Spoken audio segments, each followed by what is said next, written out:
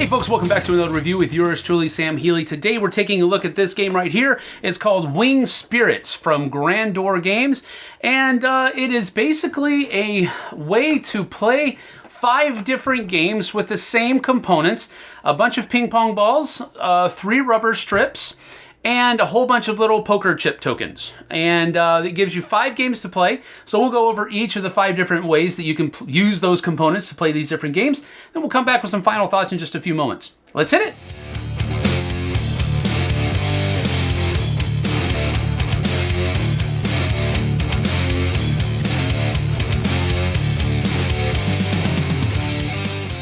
All right, so the first game that comes in the box is a game called Burst, where you take the dividing area markers and you stack them all 3 up together, and then you put a row of 8 coins on the bottom and then a row of 7 coins on the top. And then each player is going to be able to take 2 ping pong balls with their little moniker on them. These are the eagles, and then you can also be hawks, or you could also be parakeets. It just depends on whatever you want to be. And they get 2 each, and you'll be able to play this with either 2 or 4 players, and you each have 2 balls on your team. So what's going to happen here is you're going to shoot the balls at the different paces, trying to knock the coins on the other side. And if you you can only grab your ping pong balls back if it stays within your area. But just for things here, you're trying to do this, and you're trying to do it simultaneously as the other person's shooting stuff over your way as well. This is going to go on for 30 seconds. Well, 25 to 30 seconds, depends on whatever you want to set the timer on. And whoever has the most coins on their side is the loser. So you're trying to knock as many on the other person's side as possible and keep them from coming onto your side. Now, something like this, if it's touching the table, then it's considered to be on your side. But if it's not touching, like over here, then it's not considered to be on your side of the table. But that's Burst. Now the next game is called Tower, and so you have your chips stacked up like this, and it's called Tower. Now what you're trying to do here is you're trying to shoot the ball at the tower without knocking the whole tower over. You're trying to knock out a few tiles, at most 2, because if you knock 3 out, you don't get to collect any of those things. Each tile at the end of the game is worth 1 point, and then every life marker that you have is worth 2 points each. So each team is going to have 2 life point markers, and then you'll be able to go ahead. Now, when you're shooting the ball at the tower, it's only going to count if you hit the tower. If you don't hit the tower, you get to keep going until you hit it at least once. All right, so then the next person is going to be able to take a shot at it. All right, so that did work. Now we take another shot. All right, and then over here. Wow, okay, my goodness. Oh, I missed it, so let's try again. Oh man, that is not good for somebody. So the next person is going to be able to go. Oh, okay, wow, they were able to do it. So they got 1 point, and now it's my turn. Goodness gracious, how am I going to do this? Oh, I missed it. Missed it again? Oh my goodness.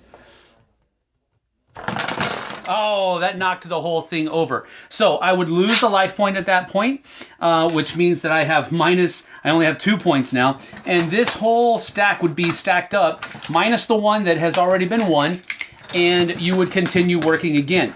And that continues until there are less than 4 or less chips in the tower, or somebody has lost all of their points, and then their life points rather, and then whoever has the most chips is the winner. So that's Tower. Now this one is called Chicken. Now Chicken is where you're going to have to start back here on the shooter area, which is behind this invisible barrier here, and you're going to be shooting your ball into the area, trying not to hit any of the barriers, and going as far as you can so you can collect these things. So for example, if I shoot like that and this ball comes back, then I went to right here, I'm able to take this tile, and that's part of mine now. So for example, I can go like that, and I get to take this for mine. And then the next person goes, and they hit the barrier, so they're not able to take anything. As a matter of fact, when they do that, they actually have to lose a life point. If you hit the side barriers, nothing else necessarily happens. You just aren't able to take the tokens that you got. So now it comes back to me. Okay, well, that was pretty bad. I lost another life point as well. So now we're down both of them. So my opponent gets to go again, and I don't think that touched, and went to here. So that's pretty cool. Now the next one. Oh yeah! So I was able to take this one right here. So now it's 3-1, and my opponent gets to go. Oh, well, they lost both of them. Now that he has lost both of his life points, now it goes to a bonus round where I have 3 chances to take shots. So did that come back? No, and actually hit the side area, so I don't get to do anything. That's 1. All right, nothing happens there. And my last one. Oh, okay, got this one right here. So the final score was, looks like 5-1. Now, a couple of extra things here is that if you're able to shoot the ball to where it comes and it curves around the 2 in the middle, you not only get the ones that you got over here for how far you went, but you also get to take this because you were able to shoot around it and it came back. All right, so that is it in a nutshell. You continue until all of these tokens have been taken, or one person loses all of their life points, and then 3 bonus shots for the other person, and whoever has the most tokens at the end of all that is the winner. So that is Chicken. All right, now this one is called Dare. Now it's played very similarly to how Chicken was played, with the difference being that there aren't any tokens to take. You just have these Dare cards that are out here, and these Dare cards have another, a bunch of different things in here, like you have to kiss somebody on the cheek, or it says here, shake hands with everyone who is here. After that, praise one's eyes. All right, on the other side, it says acting chuni for 3 minutes. I don't know what chuni means. This one says keep a serious face for 1 minute. So I guess people can try to keep you from doing that. But there's a number of different Dare cards that are out here. So on your turn, you're going to be able to shoot the ball and come back. Now, if it hits the outer line, what's going to happen here is that any Dare cards that you have collected will be shuffled together, and then one is turned over, and you have to do whatever it is that is out there. But let's say that you are able to just go out to here. That was this one. So you have gotten this Dare card. Now you can give it to somebody else at the table, and they have to do one of the options that are on the card.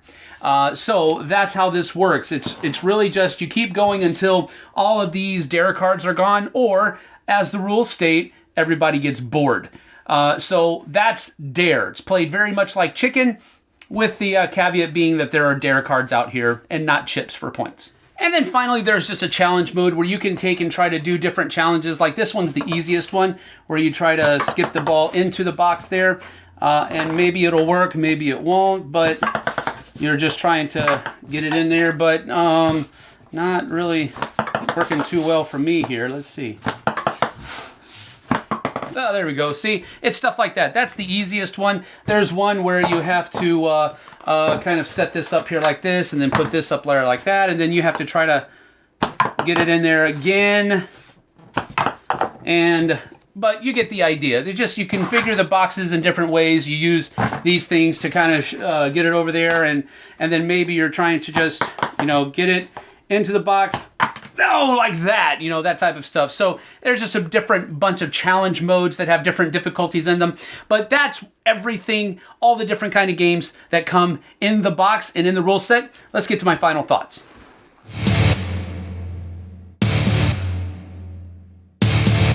So that's about that for Winged Spirits. I do like the idea of having a bunch of different games coming in one box. Now, that being said, there is a caveat. Most of the time when that happens, the games that come in the box aren't really good. Usually there's one that stands head and shoulders above all of the others, and the other ones were just like, yeah, though that works, but it's not really fun, or what have you.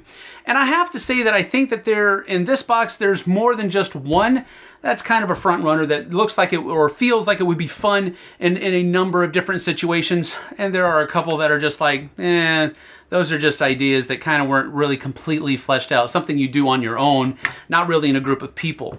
So with all that being said, let's go ahead and get to my pros and cons. So my first pro is quite simply that I like the fact that the games that come in this box that are used by these components, or that use these components, are mostly good.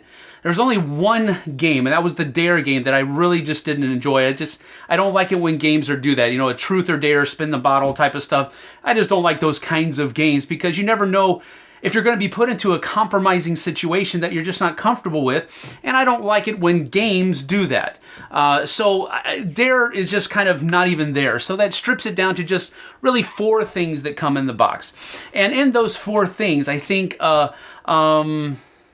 probably the tower one is my most favorite, with chicken being the next, and then tower, and then burst, and then the challenge one being the last one.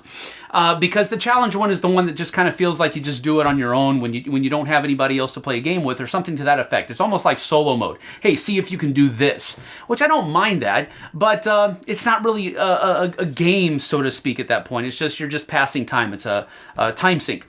But the other 3 games are all games that I think would be fun in a number of different situations. So 3 out of 5 of the games that come in the box I think are good, and they're fun, and they will produce lasting memories or memorable experiences, you know what I mean? So I like that, first of all, that it has different modes, and I think they did it particularly well. That's why it's a pro. The second pro of the game is not really a financially good pro on their part, but you can use almost any all of the components that come in this box after you've watched this review, and I probably shouldn't be saying this, but you could literally play these games with stuff that you have laying around your house, or stuff that's easily procurable from your local craft store or what have you. So I like it when games don't always have to be about flashiness. Now I have to I admit I am usually the one that's saying, that game looks like crud. I don't want to play it because it doesn't look good. The components are not as good as they should have been, or whatever. But you don't always have to play a game that's like that. And I think this is one of those cases. This is just silly fun. It's definitely a filler game, all of them, and it's those kinds of games that you're supposed to play in between to kind of cleanse the palate for the next game that hits the table. And all of these are great at doing that, especially the 3 that are my favorite. So that's a good pro for me. Maybe not a good financial thing for them, but at the same time, it's fun that they've used components that are easily obtainable, and you're playing fun games with them.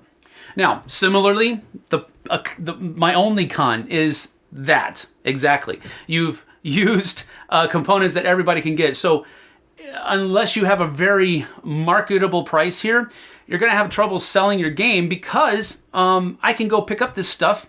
I might already have this stuff. And so there's no reason for me to go buy your game after a reviewer has showed me all the different rules that are in there. Now, I get it. I didn't show everything. I didn't go over every minutia that's there, but there's not a whole lot of stuff there. So generally speaking, you can make up your own house rules. So that's kind of a con for me for the game. Not that it has anything to do with gameplay or anything like that. I just think they're kind of shooting themselves in the foot using components that can be easily obtainable. Nobody's going to buy your game, unfortunately, but you've put a good work into it. So that's the kind of the reason. It's not really a consumer con. It's more of a con for you. So that's that. But really, with all that being said, I liked everything that we did in this game, in this box. The games that we played, I enjoyed, except for the Dare one. That was stupid. I'm just kind of leaving that off the table. Everything else was fun, though. Challenging yourself to try to do those other things, and there are other challenges that are that have like 15 stars, and it's like, yeah, good luck trying to get this one to work. But the other challenges were obtainable, and they were things that you could shoot for, and they were fun trying to accomplish them. The other 3 games were all really good, so I really did enjoy it. 3 out of 5 is probably a good thing, so I'm going to go ahead and just give this a 6 out of 10, because that's a good filler weight game, and it's made with components, they use components that you probably already have, so you can give it a whirl before you even buy it.